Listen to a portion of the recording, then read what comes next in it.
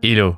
20 ans se sont écoulés depuis l'effondrement du monde civilisé. Ce jour-là, l'électricité et Internet se sont tous les deux soudainement éteints, entraînant avec eux la perte des ordinateurs. Sans accès à leur divertissement bon marché préféré, les gens ont complètement déraillé. Pour contenir le chaos et la violence, les villes ont érigé des murs, jetant dehors tous les indésirables. L'Amérique a été divisée en deux mondes, celui qui continuait la vie paisible à l'intérieur et les parias de l'extérieur. Pour survivre, ces derniers ont été contraints de se battre les uns contre les autres pour des ressources, principalement des voitures et des armes à feu. Les seules personnes qui font partie des deux mondes sont les coursiers, surnommés laitiers. Ces gros durs transportent des marchandises entre les villes, grâce à leurs véhicules remplis d'armes. L'un de ces coursiers, c'est John Doe, accompagné de sa fidèle Subaru Impreza, qu'il appelle affectueusement Evelyn. Il s'est assez bien installé dans ce nouveau monde, mais sa vie va bientôt radicalement changer.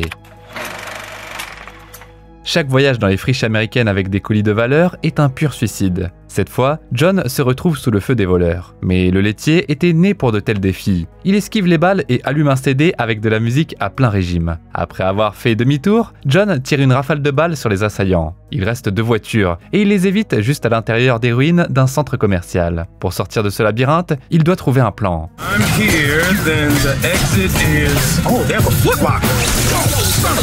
John venge le verre brisé en faisant sauter la cervelle du conducteur. Le tireur est envoyé voler à travers le couloir. S'emparant de nouvelles baskets, le laitier casse les portes vitrées du centre commercial et part en voiture pour accomplir sa mission. Il arrive aux portes d'une petite colonie, Three Rivers. Le nouveau garde exige nerveusement de voir sa pièce d'identité. John s'identifie grâce à sa plaque signalétique de l'État de Californie. La cargaison du coffre est échangée contre du carburant et de la nourriture. Le gars reçoit également une nouvelle mission, livrer d'urgence des médicaments à New San Francisco. C'est la ville la plus grande et la plus prospère de la côte ouest. John s'y rend joyeusement, pendant que les gardes ouvrent le paquet. Même la nourriture pour chiens est un mets délicat pour eux. Sur le chemin, le laitier s'arrête pour récupérer de nouveaux essuie-glaces pour Evelyn. Ensuite, il se fait attaquer par un fou qui saute directement sur la voiture. John le tue rapidement grâce à la mitrailleuse sur le toit. La nouvelle mise à niveau fait un excellent travail d'essuyage du sang qui coule le long du pare-brise. S'arrêtant pour une petite pause de la nature, John fait face à une autre tentative d'effraction dans sa voiture. Il effraie deux voleurs masqués d'un coup de semonce. Le gars s'éloigne, tandis que la fille s'arrête pour faire un geste obscène. C'est assez drôle, car il lui manque un doigt sur la main. Le laitier continue son chemin et s'arrête à la plage. Là, il se fait à manger. Puis il sort une photo d'enfance avec ses parents. Malheureusement, leur visage manque. Mais si tu tiens la photo brûlée dans un phare, l'ombre ressemble à trois silhouettes en étreinte. Il arrive aux portes de San Francisco dans la matinée. Des centaines de sans-abri vivent dans des tentes à l'entrée, fouillant dans les déchets. Les gardes rencontrent le laitier et récupèrent la cargaison.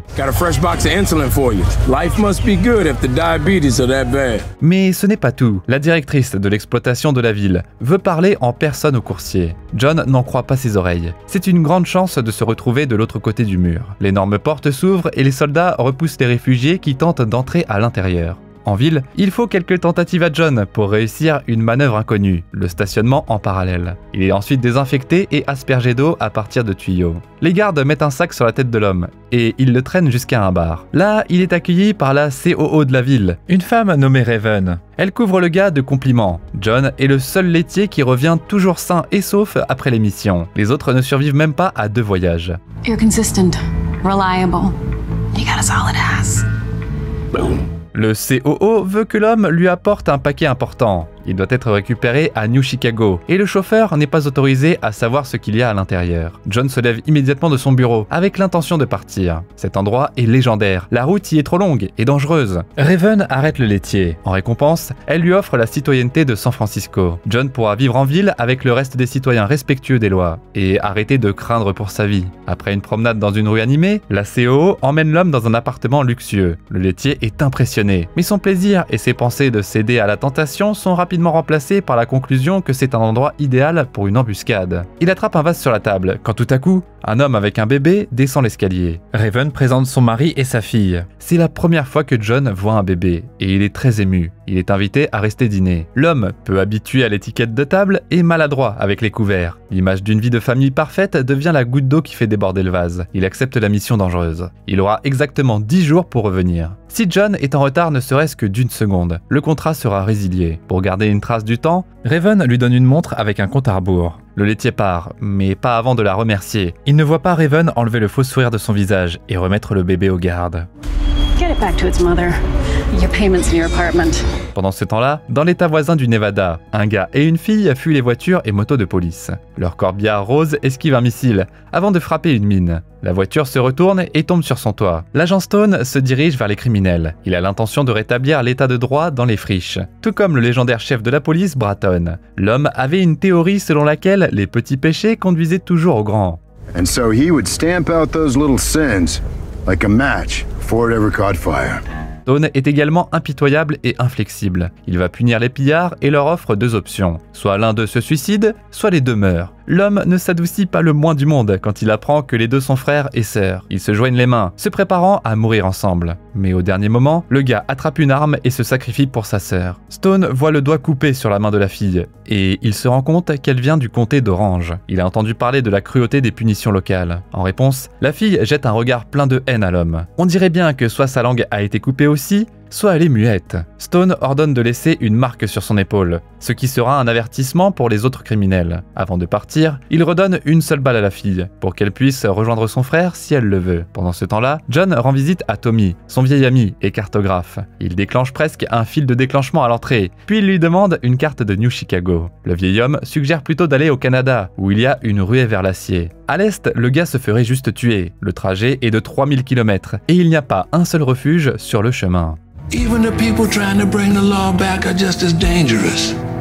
It's chaos out there, John. La route traverse également Las Vegas, où un voyou vraiment légendaire, Sweet Tooth, le clown, règne en maître. John dit que la récompense en vaut la peine. Il remercie l'homme pour la carte, et il part. Alors qu'il s'approche de Las Vegas, il rencontre la fille muette, qui se tient au milieu de la route. Le laitier appuie sur les freins pour éviter de la toucher. La fille menace John avec une arme, et le fait sortir de la voiture. Mais le conducteur lui-même sort furtivement un pistolet, se préparant à riposter. Il se souvient qu'il a déjà rencontré la fille, et que la veste rouge appartenait à son partenaire. Devinant que le gars est mort, et que l'étrangère est en deuil, John propose de repousser l'attaque du clown fou ensemble. Son camion de crème glacée apparaît au coin de la rue, se dirigeant directement vers la paire. Ils se retournent et tirent, mais ils ratent leur coup.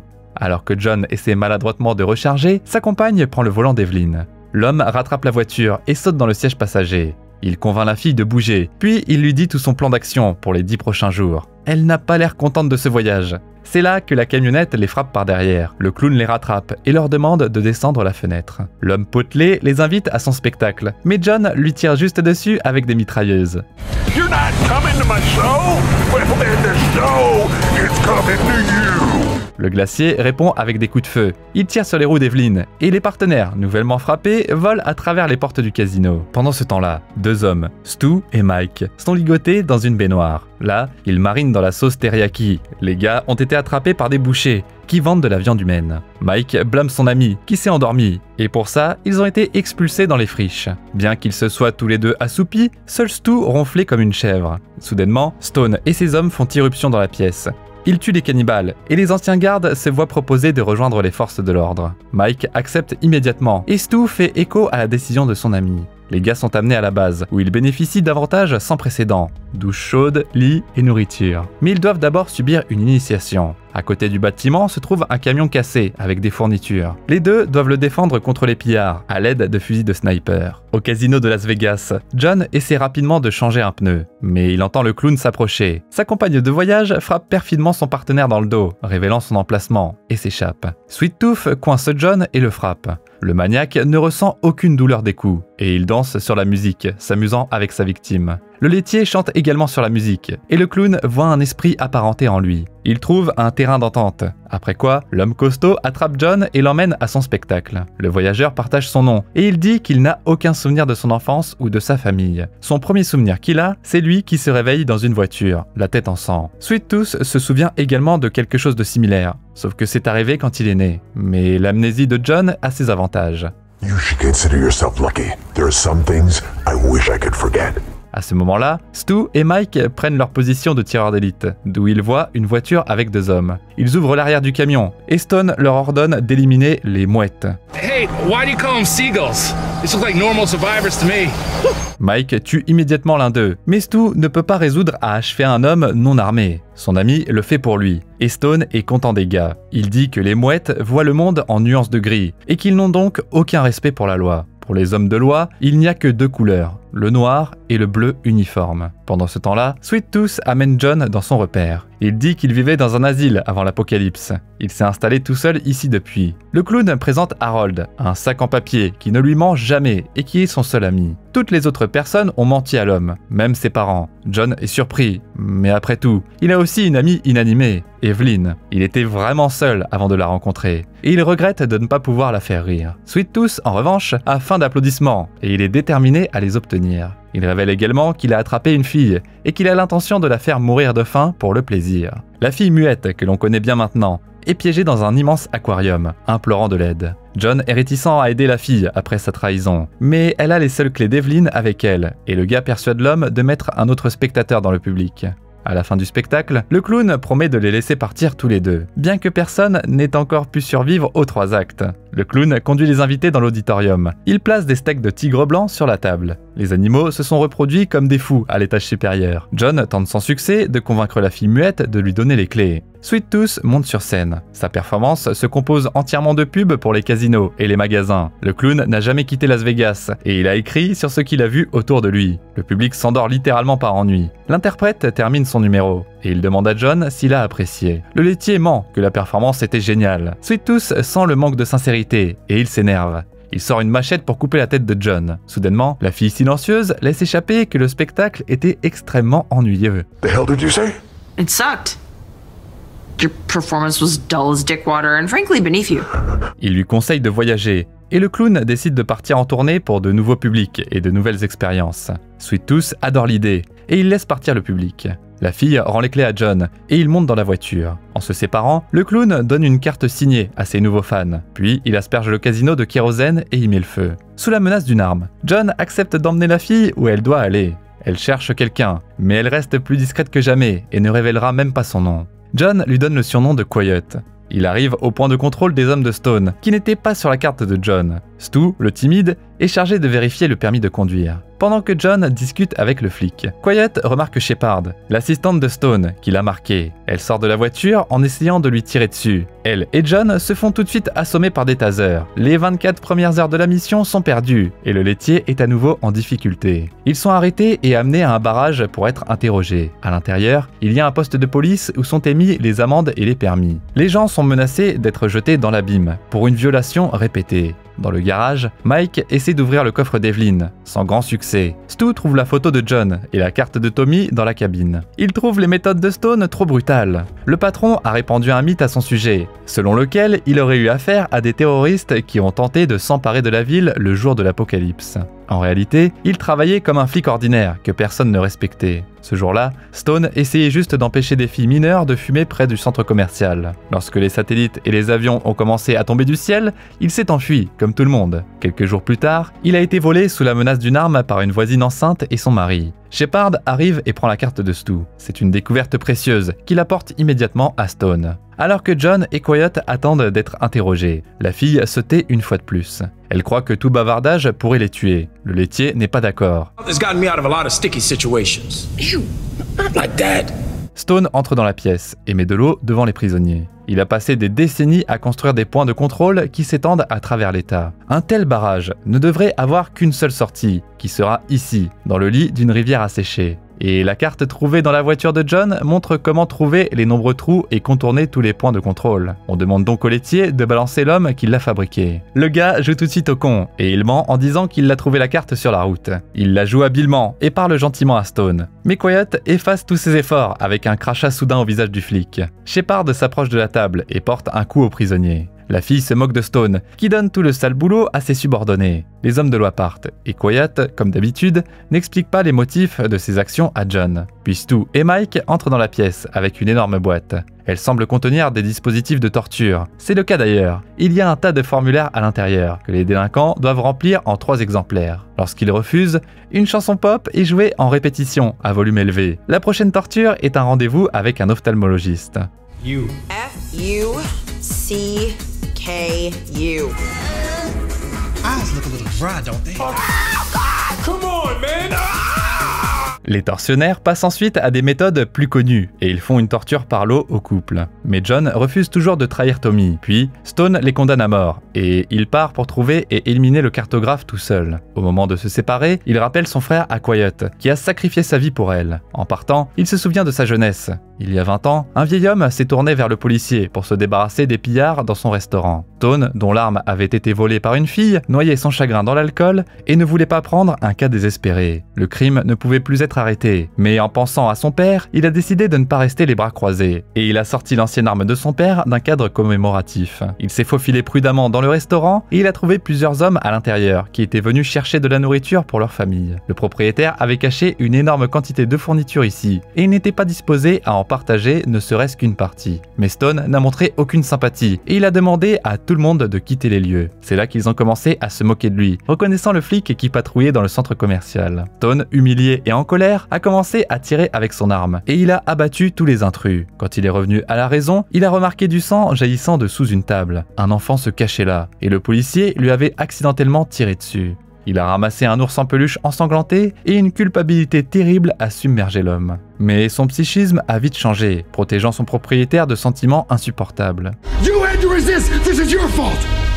You broke the law! Pendant ce temps-là, les deux attendent leur sort dans la ligne d'exécution. John se souvient de sa mission et il tombe dans le désespoir. Maintenant, il comprend pourquoi la fille déteste tant Stone. Le laitier avait aussi une famille, mais il ne se souvient même pas de leur visage. Peu importe à quel point il essaie. Au moins, Quiet a des souvenirs de son frère, alors que lui, il n'a que de vagues fragments. Le retour à San Francisco aurait pu être l'occasion de fonder une nouvelle famille. Hélas, ce ne sera pas le cas. Leur tour arrive, et Stu est chargé d'exécuter la sentence. Sur le chemin de l'abîme, John essaie de faire parler le grand gars. Au début, ça ne marche pas, et Stu répond à tous les surnoms et insultes qu'on lui a donnés à cause de son poids. Mais au final, les prisonniers trouvent le point faible du gardien. Ils refusent de sauter, alors Stu doit leur tirer dessus. Il n'arrive pas à se forcer à appuyer sur la gâchette. Stu, your friend has a cold heart, but I see you, Stu. You're not that guy, you're a good guy.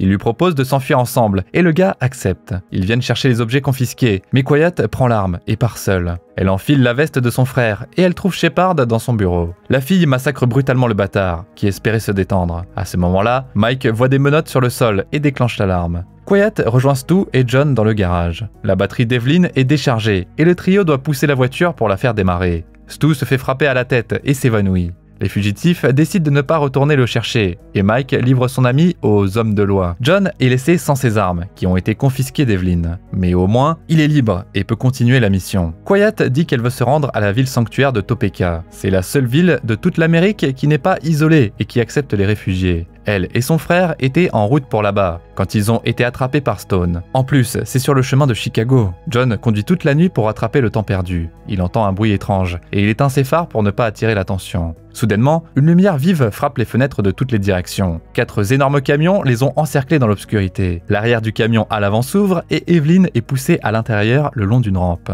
Une inconnue salue le couple, et promet de ne pas leur faire de mal. Watts s'excuse pour cet accueil brutal, et elle fait l'éloge de la voiture du laitier. Did you install this limited slip differential yourself? Sure did. Got it off of a... Backwards. Ces camions se combinent en une grande structure en déplacement. Dedans, on peut bouger librement. Toute une communauté de personnes qui voyagent depuis le début de l'apocalypse y vit. 30 fourgonnettes voyagent avec du carburant fabriqué à partir des déchets biologiques des passagers. Quiet remarque une fille qui fabrique des prothèses, et elle reçoit un majeur en fer en cadeau de sa part. Watts ramène la fondatrice de la commune. Sa mère, très malade, demande au laitier de lui apporter des médicaments. La vieille dame laisse tomber son livre avec le titre mystérieux Granny Sutra, et Quiet le ramasse. Hey, just a ride it and I only got the one copy. You did that while driving? Pour s'assurer que John accepte, ils lui promettent des armes et des améliorations pour Evelyn. Le gars échange également pour se procurer l'une des puissantes fusées rouges de Watts. Le médicament doit être pris chez un pharmacien nommé Amber. Elle faisait autrefois partie de la commune, mais Watts l'a jetée dehors. Quiet ne laisse pas John partir seul, et elle le rejoint. En chemin, il remarque le corps d'un autre laitier, retourné et attaché à une croix. C'est le travail d'un groupe appelé les Holy Men. John se souvient de toutes ses connaissances décédées lors de leur mission. Personne de son occupation ne vit vieux, mais un billet pour San Francisco pourrait lui donner une chance. Bientôt, ils arrivent à une maison dans les bois avec un Porsche, qui ressemble plus à une serre. Ils sont accueillis par Amber, qui offre immédiatement une tasse de thé à ses invités. Quelques secondes plus tard, ils sont tous les deux paralysés. Ils ne peuvent que parler, et la pharmacienne commence son interrogatoire. L'hôtesse pense que le couple font partie des Holy Men, qui ont tué le précédent laitier. John est à nouveau torturé, cette fois avec des plantes qui brûlent la peau. Amber les menace qu'elle peut facilement transformer leur corps en compost pour son jardin. Mais après avoir lu une lettre de la mamie, elle donne l'antidote à ses invités et s'excuse auprès d'eux. La jeune fille collectionne un bouquet de plantes médicinales et une belle fleur rouge. It has no medicinal purpose. Well, it's on the list, so maybe Granny just likes flowers. Enfin, John interroge Amber sur Watts. Il semble qu'elles étaient plus que de simples amies. Les partenaires partent et s'arrêtent pour la nuit dans une salle de cinéma abandonnée. John joue un film, mais il n'y a pas de son. Ils font eux-mêmes les voix off. Quiet se souvient de son frère, qui l'avait autrefois traîné au cinéma quand elle était enfant. La fille s'endort et John lave ses vêtements dans l'évier. Quiet le découvre et elle est très en colère, car la veste ne sent plus comme son frère décédé. Il retourne chez Watts, qui révèle que Mamie ne peut pas être sauvée. Les fleurs sont nécessaires pour qu'elle puisse mourir selon ses propres conditions et ne plus souffrir. La vieille dame pense que c'est beaucoup mieux que de mourir dans une fusillade. De cette façon, elle peut dire au revoir à sa famille en paix. Elle conseille à sa fille de passer plus de temps avec ceux qui lui tiennent vraiment à cœur. Mamie lui donne la fleur rouge d'Amber, puis tombe dans un sommeil éternel. Watts prononce le discours d'adieu devant la commune. Puis, la vieille dame est envoyée pour son dernier trajet en voiture, avant de se faire exploser. Ensuite, tout le monde célèbre et danse pendant que Watts pense à Amber et l'appelle à la radio. That I pushed you away. I miss you too, hon. John s'excuse auprès de Quiet pour la veste et lui suggère de rester dans la commune. Ici, elle serait acceptée comme la leur, mais la fille refuse. Elle entre dans Evelyn et se dirige vers les friches. Quiet cache une des fleurs paralysantes d'Amber dans sa poche. Sur leur chemin, il tombe sur un voleur dans une voiture. John le tue facilement et prend l'objet le plus précieux, les CD de musique. Quiet aime particulièrement l'un des albums pop, mais elle est gênée de l'admettre. La fille trouve également 2 bouteilles de bière et en donne une à John. Après la première gorgée, le laitier s'évanouit immédiatement et elle part. Sorry, John. You can't have you coming with me.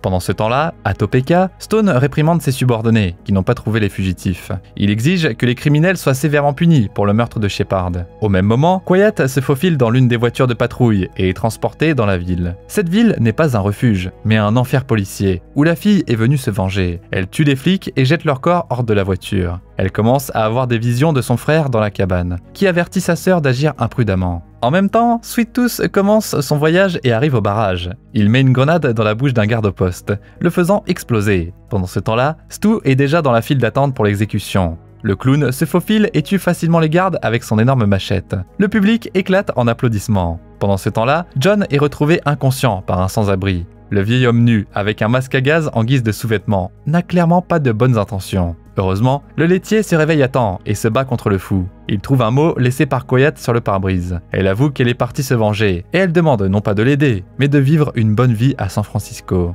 Be the first milkman without an expiration date. Good luck. It's actually pretty sweet. John entre dans Evelyn et continue paisiblement son chemin vers Chicago, se remémorant son ami. Et la fille continue à conduire dans les rues de Topeka, avant de tomber sur une statue de l'agent Stone. Elle ne peut pas réprimander son indignation et juste passer la statue sans rien faire. Ici, elle est approchée par une femme officier, qui remarque le doigt de fer. Quiet accélère et s'échappe. Stone est immédiatement informé de l'incident. Il jette un coup d'œil à l'ours en peluche sanglant dans son bureau, avant de contacter le criminel par radio. L'agent la défie en duel dans un parc abandonné, et Quiet accepte de venir. Pendant ce temps-là, Sweet Tooth conduit les prisonniers à la liberté et sauve Stu d'une nouvelle embuscade. Le clown aime le grand gars et il suggère qu'ils s'appellent les Frères S, d'après la première lettre de leur nom. Soudainement, Stu remarque Mike qui se cache derrière les boîtes. Il couvre son vieil ami, malgré sa trahison. Par la suite, Sweet Tooth suggère à Stu de voyager avec lui. Il voit que le gentil gars ne peut pas survivre tout seul, et le gars accepte. Stu conseille à son nouvel ami de se rendre aux autres avant-postes et de rassembler une armée de fans reconnaissants. déplaçant. Cette idée excite le clown. Les prisonniers libérés rejoignent leur tournée. Quiet atteint le parc, écoutant Stone à la radio. Elle aperçoit la voiture du flic et l'attaque. Mais c'est une embuscade, et la fille reçoit un coup puissant sur le côté. L'agent tire un missile depuis sa Jeep, mais Quiet retourne habilement la voiture. Le projectile vole à travers les fenêtres ouvertes. Les rivaux échangent des attaques et des insultes en se déplaçant. Finalement, un missile explose et renverse la voiture de la fille. Elle est gravement blessée, mais elle survit miraculeusement et sort de la voiture en rampant. Stone se précipite vers l'avant, tirant un barrage de balles. Mais au dernier moment, sa voiture est explosée par une fusée rouge. John n'a pas abandonné son amie et il est revenu pour elle. Il saute hors de la voiture et Quiet le gronde pour l'avoir sauvée. Soudainement, la fille perd connaissance. Quiet! Quiet, come on! No, no. John pourra-t-il sauver son ami ou sa mort le motivera-t-elle à effacer l'état policier de Stone de la surface de la Terre? À suivre. Les créateurs de la série se sont inspirés du jeu de combat automobile Twisted Metal pour PlayStation, dans lequel tu dois détruire tes adversaires sur la route. Le clown Sweet Tooth dans son camion de glace est l'un des personnages principaux du jeu. Presque tous les personnages de la série sont des références à des personnages de différents épisodes du jeu, d'une manière ou d'une autre. Lorsque John traverse le centre commercial, un disque contenant le premier jeu de la franchise s'envole sur son pare-brise. Aussi, la première fois qu'il essaie de s'éloigner de Sweet Tooth, il entre un code avec le levier de vitesse. Il s'agit d'une référence à une vraie combinaison de touches dans le jeu. Ce code est utilisé pour activer des boosters spéciaux, tels que l'invisibilité ou le gel. La musique joue un grand rôle dans la série. La chanson que les hommes de loi utilisent pour la torture, et la légendaire musique Barbie Girl du groupe Aqua, et l'album préféré de Quiet est Middle of Nowhere de Hanson. Ce n'est pas non plus un hasard si la chanson All the Things She Said de Tattoo est jouée aux funérailles de Granny. Comme toujours, tu trouveras le titre dans la description de la vidéo. En attendant, tu peux nous dire dans les commentaires si tu as déjà joué à Twisted Metal et si tu as reconnu d'autres personnages. N'oublie pas de t'abonner à la chaîne et de laisser un like sur cette vidéo afin que la deuxième partie de cette vidéo sorte le plus rapidement possible.